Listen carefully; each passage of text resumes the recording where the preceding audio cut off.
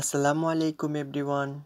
আজকে আমি completing story গ্র্যাবস all loose all যে স্টোরিটা আছে স্টোরিটা আমি ইংরেজি থেকে বাংলায় ট্রান্সলেটেড করব এবং আমি চেষ্টা করব এই স্টোরির মধ্যে যে গুরুত্বপূর্ণ শব্দগুলো আছে শব্দগুলোর অর্থ বলে দিতে। Okay, grabs all loose all অর্থাৎ অতি লোভে তাঁতি নষ্ট। Once there lived a poor farmer in a certain village. Once একদা দেয়ার লিভড সেখানে বাস করত আ পুয়ার ফার্মার একজন গরিব কৃষক in a certain village, certain অর্থ নির্দিষ্ট তো বোঝাচ্ছে এখানে, অর্থাৎ একটি গ্রামে। একদা একটি গ্রামে একজন গরিব কৃষক বাস করত। He supported his family with great hardship. আচ্ছা, সাপোর্টেড মানে সমর্থন করা বা চালাতে। ওকে, এখানে সাপোর্টেড হিজ ফ্যামিলি মানে তার সংসার চালাতে। উইথ গ্রেট হার্ডশিপ মানে হচ্ছে কষ্ট, বহু কষ্টে। গ্রেট হার্ডশিপ অর্থ হচ্ছে বহু কষ্টে, সে বহু কষ্টে তার সংসার চালাতো। ওয়ান ডে হি বট আ গোস। একদিন বাইয়ের বিটু হচ্ছে বট, অর্থাৎ একদিন সে একটি রাজহাঁস কিনল। ঠিক আছে, ইট ওয়াজ অ্যা ম্যাজিক্যাল গোস। এটি ছিল একটি জাদুকরী রাজহাঁস। বিকজ কারণ ইট ইউজ টু লে আ গোল্ডেন এগ ডেলি। বিকজ অর্থ হচ্ছে কারণ, ইট ইউজ টু অর্থ হচ্ছে মূলত ইউজ টু একটি মডেল ভার্ব যার অতীতের অভ্যাসকে বোঝায়। ঠিক আছে, মানে অতীতে কোনো কিছু অভ্যস্ত থাকা। আর লে অর্থ হচ্ছে ডিম পাড়া, আর গোল্ডেন এগ অর্থ হচ্ছে সোনার ডিম, ডেলি অর্থ হচ্ছে প্রতিদিন। অর্থাৎ এটি একটি জাদুকরী রাজহাঁস, কারণ প্রতিদিন এটি একটি করে স্বর্ণের ডিম দিত। He use to sell the golden egg to the market.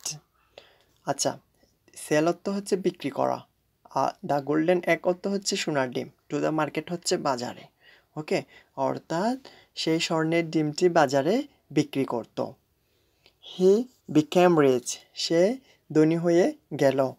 But by this time, কিন্তু ইতিমধ্যে দ্য ম্যান অর্থাৎ লোকটি কৃষককে বোঝাচ্ছে এখানে। দ্য ম্যান মানে কৃষককে বোঝাচ্ছে।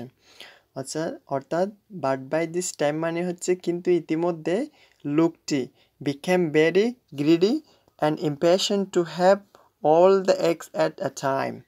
আচ্ছা, এখানে ভেরি গ্রিডি অর্থ হচ্ছে অতিলোভ, অ্যান্ড ইম্পেশেন্ট অর্থ হচ্ছে অধৈর্য। ওকে, অর্থাৎ কিন্তু ইতিমধ্যে লোকটি একসাথে সবগুলো ডিম পাওয়ার জন্য খুব লোভী এবং অধৈর্য হয়ে উঠল।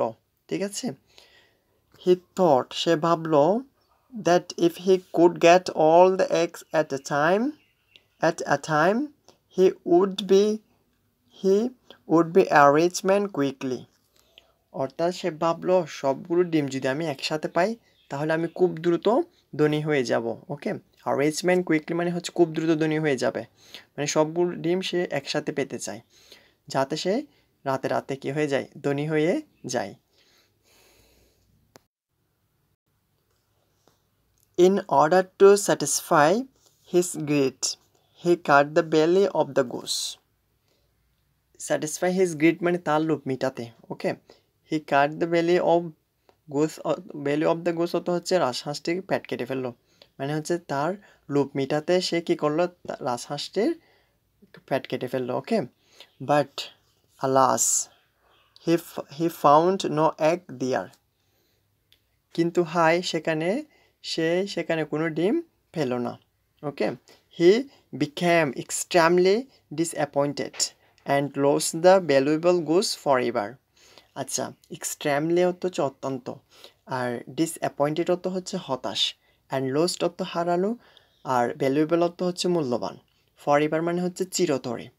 অর্থাৎ সেই অত্যন্ত হতাশ হয়েছিল এবং এই মূল্যবান রাজহাঁসটি চিরতরে হারালো।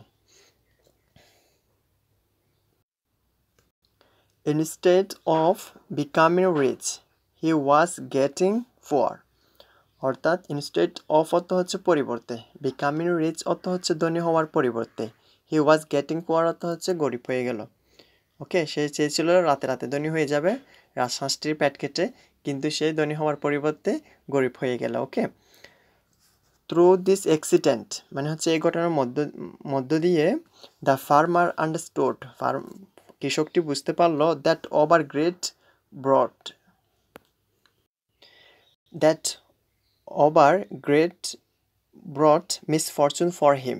মিসফরচুন মানে হচ্ছে দুর্ভাগ্য, আর ব্রিং ব্রট অর্থ হচ্ছে আনা, হিজ ফর হিম মানে তার, অর্থাৎ তার জন্য দুর্ভাগ্য বয়ে এনেছে। অর্থাৎ এই ঘটনার মধ্যে দিয়ে কৃষকটি বুঝলো যে অতিরিক্ত লোভ তার জন্য দুর্ভাগ্য বয়ে এনেছে।